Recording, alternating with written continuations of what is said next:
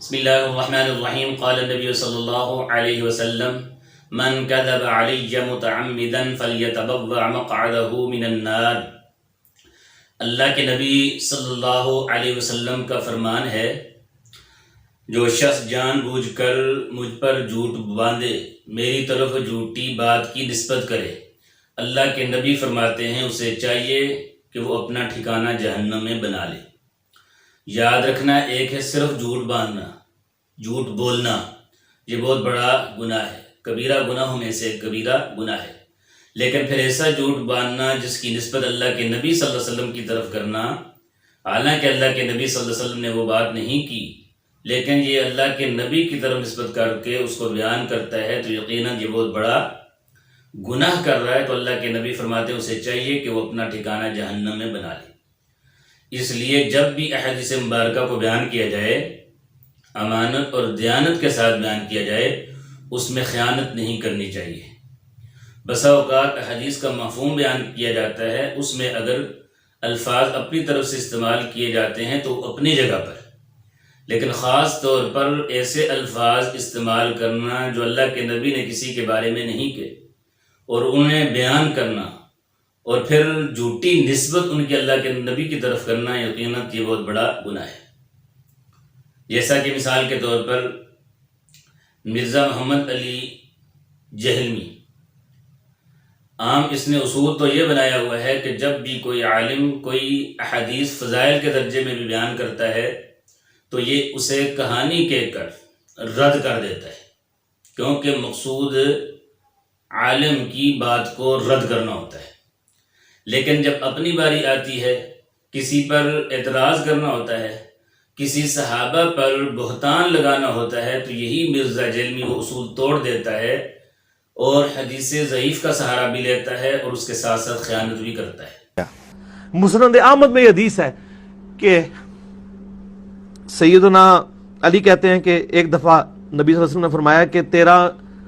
جھگڑا ہوگا ایک دفعہ عائشہ کے ساتھ۔ حضرت علی نے کہا میں بڑا ظالم ہوں گا یا رسول اللہ کہ میں آپ کی بیوی کے ساتھ جھگڑا کروں گا؟ آپ فرمایا نہیں وہ ظالم ہوگی اس وقت، آپ فرمایا نہیں وہ ظالم ہوگی اس وقت۔ تو یا رسول اللہ آپ مجھے کیا حکم دیتے ہیں؟ فرمایا کہ وہ جب ظلم کرے گی تو تم اس کو واپس چھوڑ آنا جہاں سے وہ آئی تھی۔ مثال کے طور پر یہ ایک احادیث بیان کی مرزا محمد علی جہلمی نے کہ اللہ کے نبی صلی اللہ علیہ وسلم نے حضرت علی رضی اللہ تعالیٰ عنہ سے فرمایا کہ اے علی، آپ کا اور عائشہ صدیقہ رضی اللہ تعالیٰ عنہ کا آپس میں جھگڑا ہوگا۔ تو اس موقع پر حضرت علی رضی اللہ تعالیٰ عنہ نے آگے سے کہا یا رسول اللہ کیا میرا جھگڑا ہوگا؟ اللہ کے نبی نے فرمایا نعم، جی ہاں آپ کا جھگڑا ہوگا۔ پھر حضرت علی رضی اللہ تعالیٰ عنہ نے دوبارہ پوچھا کہ یا رسول اللہ کیا میرا ان کے ساتھ جھگڑا ہوگا؟ تو اللہ کے نبی نے فرمایا ہاں، جی ہاں آپ کا جھگڑا ان کے ساتھ ہوگا۔ حضرت علی رضی اللہ تعالیٰ عنہ بھی عائشہ صدیقہ رضی اللہ تعالیٰ عنہ کا مقام سمجھتے تھے، فوراً کہا یا رسول اللہ صلی اللہ علیہ وسلم پھر تو میں بدنصیب ہوں گا جو ان کے ساتھ یہیں جھگڑا کروں گا۔ تو اللہ کے نبی صلی اللہ علیہ وسلم نے فرمایا کہ لا، نہیں ایسی بات نہیں ہے، یعنی اللہ کے نبی صلی اللہ علیہ وسلم نے اس چیز کی نفی فرما دی۔ تو اللہ کے نبی نے فرمایا جب اس طرح کا معاملہ ہو جائے تو عائشہ صدیقہ کو اپنی پناہ گاہ تک، گھر تک پہنچا دینا۔ اب دیکھیں اس حدیث پاک میں اللہ کے نبی صلی اللہ علیہ وسلم نے کوئی لفظ ظالم عائشہ صدیقہ رضی اللہ تعالیٰ عنہ کے بارے میں استعمال نہیں کیا، اور نہ ہی حضرت علی رضی اللہ تعالیٰ عنہ نے آگے سے کہا کہ یا رسول اللہ اس وقت میں ظالم ہوں گا یا عائشہ ظالم ہوگی، اس طرح کے کوئی الفاظ موجود نہیں ہیں، آپ دیکھ سکتے ہیں اسکرین پر۔ لیکن مرزا جہلمی کو یہاں پر بات کرنے کا موقع مل گیا، اس نے کہا کہ حضرت علی رضی اللہ تعالیٰ عنہ نے آگے سے کہا یا رسول اللہ صلی اللہ علیہ وسلم پھر تو میں ظالم ہوں گا۔ اللہ کے نبی صلی اللہ علیہ وسلم نے فرمایا نہیں نہیں آپ ظالم نہیں ہوں گے بلکہ عائشہ ظالم ہوگی۔ اب اس چیز کا مرزا جہلمی نے اس احادیث میں اضافہ کیا اور اپنی طرف سے ایک تو ہے نا اس حدیث کو فضائل کے درجے میں بیان کیا، نہیں بلکہ مقصود اما عائشہ صدیقہ رضی اللہ تعالیٰ عنہ پر اعتراض ہے۔ اور یقیناً اللہ کے نبی صلی اللہ علیہ وسلم فرماتے ہیں من کذب علی متعمدا فَلْيَتَبَوَّأْ مَقْعَدَهُ مِنَ النَّارِ، جس نے مجھ پر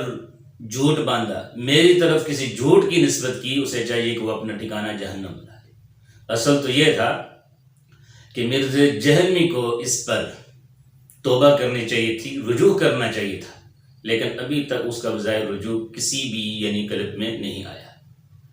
تو دوسرا اس حدیث پاک میں اللہ کے نبی صلی اللہ علیہ وسلم نے اپنے طرز عمل سے اس بات کی طرف بھی اشارہ فرما دیا کہ دو بندوں کا اگر آپس میں اختلاف ہو تو ضروری نہیں ان میں سے کوئی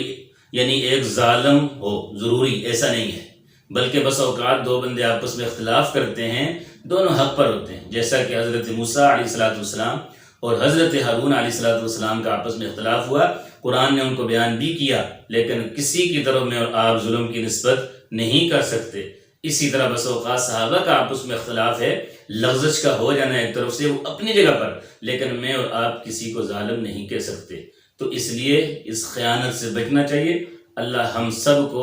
احادیث مبارکہ کو صحیح طریقے سے، اور پھر ایسا نہیں ہے کہ کسی پر اعتراضات کی صورت میں، بلکہ اصلاح کی نیت سے اللہ بیان کرنے کی توفیق عطا فرمائے۔